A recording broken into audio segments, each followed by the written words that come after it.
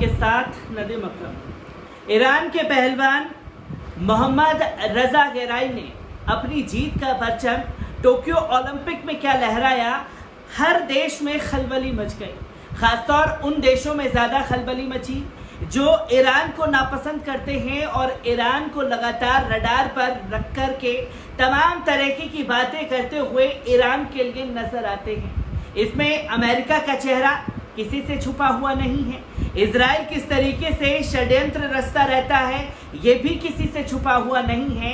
पर ईरान तमाम देशों को नजरअंदाज करते हुए अपनी ताकत जिस तरह से बढ़ा रहा है वो काबिले तारीफ है, क्योंकि अपनी इसी ताकत के दम पर जो है इजराइल को घुटने पर लाने के लिए मजबूर कर रहा है।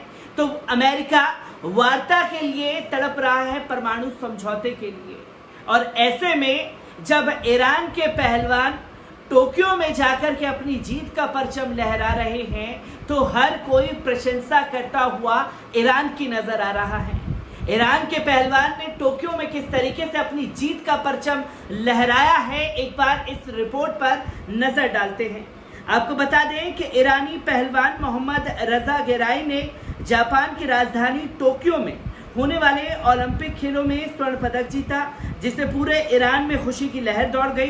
फ्री स्टाइल कुश्ती में ईरानी पहलवान मोहम्मद रजा गेराई का मुकाबला यूक्रेनी पहलवान परवीज नसीबोव से हुआ और एक मुकाबले में 9 पॉइंट से मुकाबला जीत लिया। यूक्रेनी पहलवान की उम्र 22 साल है और वे कांस्य पदक जीतने में कामयाब रहा, तो वहीं ईरान के पहलवान ने स्वर्ण पदक और रजत पदक प्राप्त कर चुका है, जबकि ईरानी पहलवान मोहम्मद रजा गेराई की उम्र 25 साल है और अब तक वे 1 स्वर्ण पदक 2 कांस्य पदक प्राप्त कर चुका है। जब दोनों पहलवान का मुकाबला आरंभ हुआ तो ईरानी पहलवान गेराई प्रसन्नचित्त दिखाई दे रहे थे। उन्होंने बहुत अच्छी तरह कुश्ती आरंभ की और 1 पॉइंट प्राप्त कर लिया, जबकि दूसरा पॉइंट उनके यूक्रेनी प्रतिस्पर्धी को मिल गया। इस प्रकार दोनों 1-1 पॉइंट पर बराबर हो गए। कुश्ती जारी रही और ईरान के शिराज नगर के पहलवान ने 2 और पॉइंट हासिल कर लिए, जिससे उनका एक मुकाबले में 3 पॉइंट हो गए। इस प्रकार कुश्ती का पहला चक्र गेराई की बढ़त के साथ समाप्त हुआ, परंतु जब कुश्ती का दूसरा राउंड आरंभ हुआ तो ईरानी पहलवान ने 4 पॉइंट हासिल कर लिए। इस प्रकार मुकाबले में गेराई को 7 पॉइंट की बढ़त हासिल हो गई और इस प्रकार वे स्वर्ण पदक के निकट हो गए।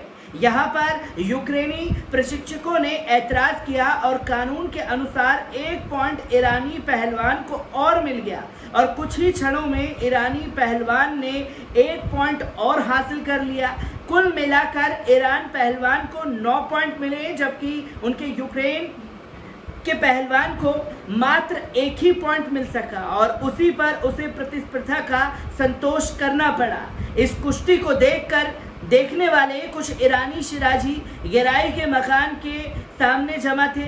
जब उन्होंने देखा कि गेराई को स्वर्ण पदक से सम्मानित किया जा रहा है तो उन्होंने खूब खुशियां मनाई। जापान की राजधानी टोक्यो में ओलंपिक खेलों के मुकाबले में फ्री स्टाइल कुश्ती का मुकाबला 1 अगस्त से आरंभ हुआ था, जो श्रेष्ठ पहलवानों के निर्धारण के साथ 4 अगस्त को समाप्त हो गया।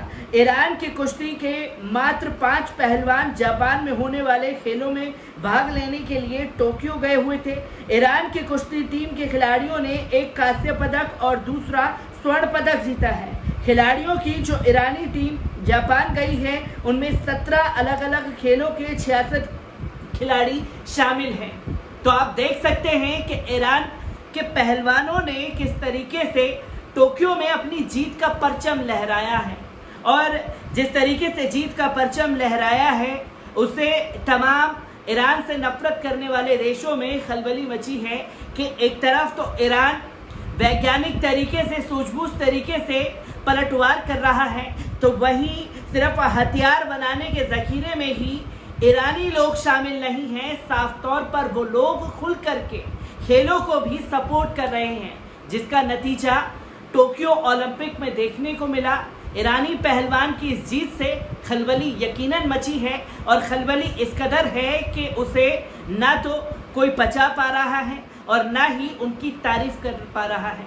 पर ईरान ने जिस तरीके से अपनी जीत का परचम लहराया है, उसकी काबिले तारीफ कदम के लिए दुनिया तारीफ कर रही है। मैं ईरान से जुड़ी हर एक अपडेट आप लोगों के साथ साझा करता रहूंगा। दीजिए इजाजत, शुक्रिया।